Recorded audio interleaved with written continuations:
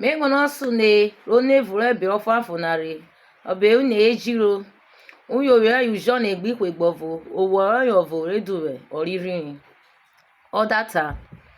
okworo die otoro viere oro mekpenu na rodia evure ukwokore orowo gagana kochata ke orowo kwona egbe mekugbe ojahome ogeneme wemewe eroso kidie okesiwiwe ne ufire emehran jine abo remiawe koche we udu ruruwe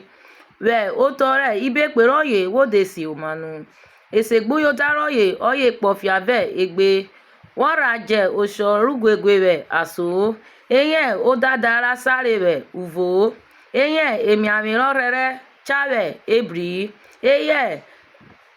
ogwororogwogowe ogeruvo uriori seshewe akokonwe uriori ikwe we oborewe ekevovo okesikere owe eronwe ovo wowoni kuwomre osa ekware okwumwemu fikiridie wowe orowokwoworu ogahonwe oromekpenuke asarowodia okworadio taro viera romekpenu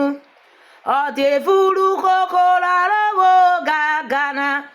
kokatake orowokwone egbe mekugbe oja ome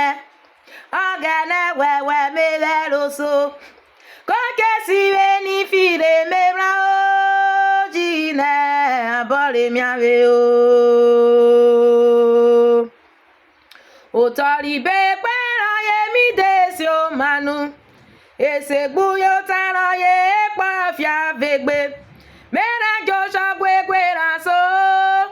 edadara sabe uvo emiavera rere bebri